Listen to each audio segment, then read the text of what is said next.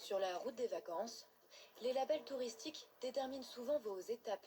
Passer une nuit dans un plus beau village de France, flâner dans une petite cité de caractère, randonner en direction d'une station verte.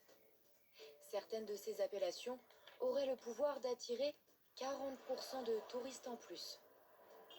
On a vu que ce petit village-là avait un label, donc on s'y est arrêté. Pas étonnant alors que les villages se les arrachent. Comment sont-ils attribués? Se valent-ils tous? Pour répondre à ces questions, notre périple débute à Plot, dans le Cantal, labellisé depuis 5 ans Petite Cité de Caractère. Un titre que cette restauratrice affiche fièrement. Et Bobo, il est là. Alors on est fiers de notre pays, hein. On est un peu chauvés.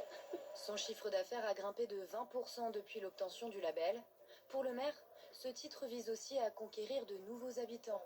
En 30 ans, Plot a perdu le tiers de ses administrés. On a aujourd'hui sur Plot tous les services, de la maison médicale, la pharmacie, les écoles, le collège. Mais pour faire vivre tout ça, il faut qu'on ait des habitants. Et aujourd'hui, depuis 2 ans, on s'aperçoit que les gens qui s'installent à Plot, ce sont des gens qui ont découvert Plot par le tourisme ou l'attractivité culturelle. En contrepartie, il paye à l'association qui décerne le label 3 700 € de cotisation tous les ans.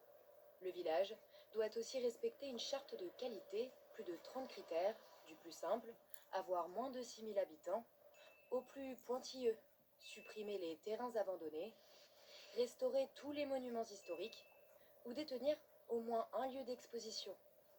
Des critères que sont justement venus contrôler ces inspecteurs des petites cités de caractère. Je me souviens, l'idée c'était d'homogénéiser un petit peu les matériaux et les coloris. Pour conserver son label, le maire doit leur montrer tous les chantiers menés ces 5 dernières années. Ce tout nouvel affichage pédagogique par exemple, ravi le jury. C'est clair, c'est propre, c'est beau. On a effectivement une exigence sur la qualité de ce qui se fait en termes d'aménagement et la conviction de l'équipe municipale à porter ce projet dans l'esprit de ce qu'est la petite cité de caractère. Mais tous les labels sont-ils aussi exigeants? Direction maintenant Traignac, en Corrèze. Ici, pas un ou 2 labels, mais plutôt... En tout, je pense qu'on en a plus de 10. Ils sont vraiment pas tous identiques. Bon, station verte, station pêche, il faut avoir sur son territoire des plans d'eau ou des rivières. Ils ne sont pas aussi exigeants. Ça vous a pas demandé un travail en plus, quoi. Pas un travail trop important à l'échelle de notre commune, on va dire. Obtenir ces 2 labels ne lui a demandé aucun investissement, aucun aménagement. Seule obligation, organiser quelques animations pédagogiques autour de la faune et la flore. L'intérêt est à chaque fois d'attirer de nouveaux visiteurs, mais les résultats sont-ils toujours au rendez-vous? Pas sûr. Le label Village Terre d'Avenir, il sert à quoi alors? Alors aujourd'hui, j'avoue qu'il nous sert beaucoup moins. Et du coup, vous comptez le garder quand même, ce label, même si... On se pose la question. Si certains collectionnent des labels plus ou moins connus, d'autres donneraient tout pour obtenir le plus prestigieux. Saint-Lizier dans l'Ariège a pendant 20 ans appartenu au cercle très fermé des plus beaux villages de France, avant d'être déclassé il y a 10 ans. Qualité médiocre de l'entrée Bourg-Nord, en rupture avec l'idée que l'on se fait d'un plus beau village de France. Contrairement à son prédécesseur qui avait renoncé à investir dans les travaux, le nouveau maire souhaite récupérer le titre à tout prix. Et il voit les choses en grand. Donc cette place sera libérée totalement des voitures stationnées. Autre axe d'amélioration, l'éclairage public. Ce goudron, ça va être remplacé par des pavés. 3e axe d'amélioration, rénover les façades qui donnent sur cette place. 600 000 € d'investissement lissés sur 4 ans, c'est 5% du budget annuel de la commune.